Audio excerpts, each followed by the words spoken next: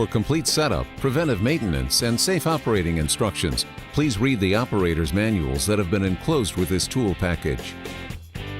The SFBTT20 hydraulic installation tool, or bobtail swage forward tool, is designed for use with HUCK bobtail fasteners. This smooth operating swage forward hydraulic tooling directly contributes to longer tool and component life, while allowing extended tool maintenance cycles. To keep the bobtail swage forward tool operational, it's important to understand its care and maintenance. To begin, remove the anvil and puller. Remove the 3 anvil retention screws using an Allen wrench.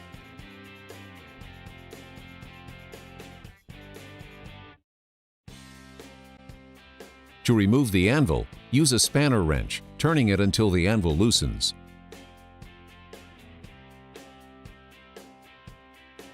Then remove it by hand. Next, remove the puller. Remove the puller using the supplied wrench to loosen the locking nut. Note that the locking nut is left-handed threaded. Once the locking nut is loosened by the puller wrench, remove it. Using locking pliers, break the puller loose from its base and turn until it can be removed by hand.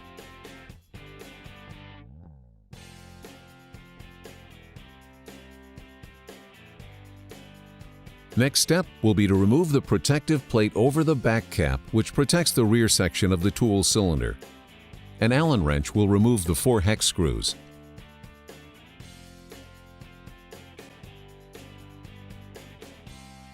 Leaving the screws in the back cap, remove the protective plate over the back cap. Notice that the back cap has a retaining disc with a keeper. Take the keeper out by removing the 2 Allen screws.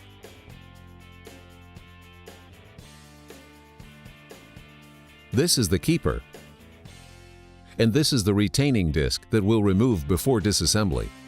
Now you're ready for disassembly of the back of the tool.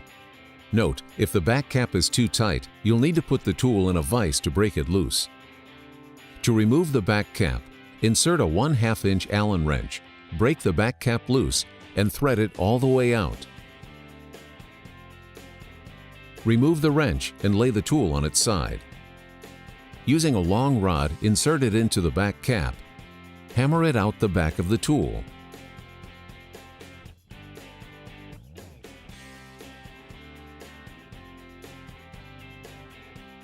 Now that the piston and back cap have been removed, screw in a HUCK assembly bullet, which is available in the HUCK tool service kit. Drive the piston out by tapping on the assembly bullet.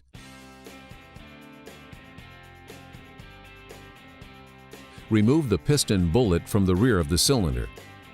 Now that the tool has been completely disassembled, it's ready for inspection.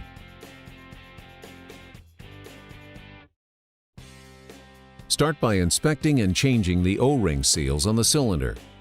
Check the interior bore. Also, make sure to remove all seals, backup seals, and wiper rings and install new ones. Next, inspect the piston, checking carefully for scores or scratches. Change the seals, both inner and outer. Inspect the stationary back cap where the puller is mounted, making sure the finishes are intact. Check the inside threads. Make sure all seals and backup rings are replaced. Finally, inspect the swage cavity, checking to make sure there are no scratches or score marks on the finish. With the inspection process complete, it's time to reassemble the tool for use. Begin with the piston and the piston bullet. First, checking the piston bullet to make sure it is free of ridges, scores, or marks. Thread the bullet into the piston. Apply lubricant to the assembled piston, including the rubber rings, the bullet, and the front of the piston. Also apply a small amount of lubricant to the seals in the front and on the inside of the cylinder. Next, insert the piston. Using the end of a wooden or plastic mallet, gently tap it into place. Unscrew the bullet from the piston. To assemble the back cap or puller holder, first apply lubricant to the outer surface as well as the O-rings.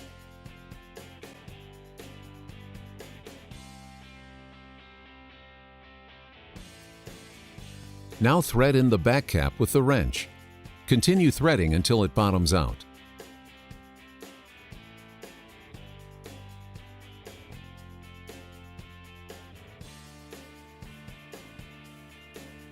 Next, we'll adjust the back cap to line up with the scallop hole. Reinserting the wrench and backing up the back cap until it lines up. Reinsert the retaining disc. Replace the retaining plate and the plate screws. Tighten with an Allen wrench.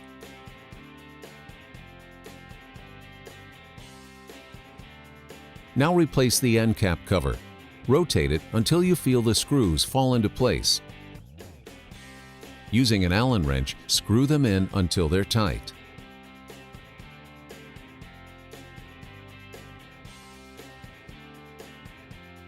Next, check for hydraulic leaks by hooking the tool up to the power rig. Plug in the electrical connector and plug in the disconnects. If hoses or electrical connections show wear, refer to the manual for replacement.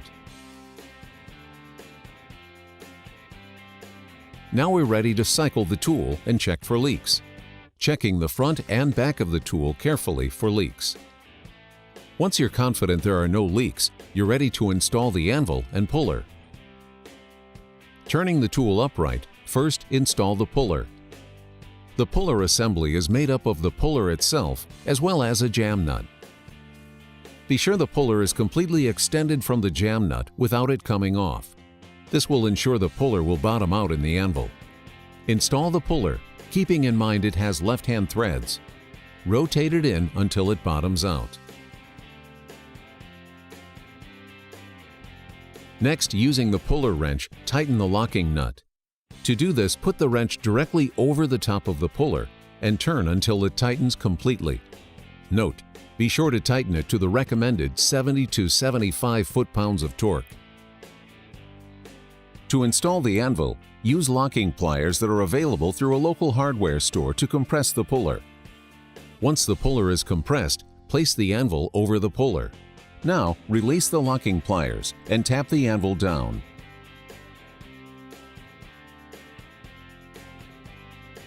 Using a spanner wrench, tighten the anvil down to the cylinder. Be sure to tighten completely. The whole piston will turn when it's been tightened. Next, install and tighten the 3 Allen screws that keep the anvil in place.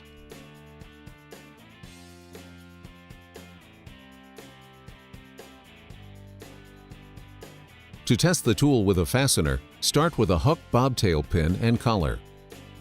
Using washers to simulate the fastened material, assemble the bobtail. Push the fastener in as far as it will go into the tool. Pull the trigger, and the tool will swage the fastener. Notice the bobtail features unique tabs designed to indicate when the fastener is properly swaged. The HUCK Swage Forward Bobtail Installation Tool is now ready for operation.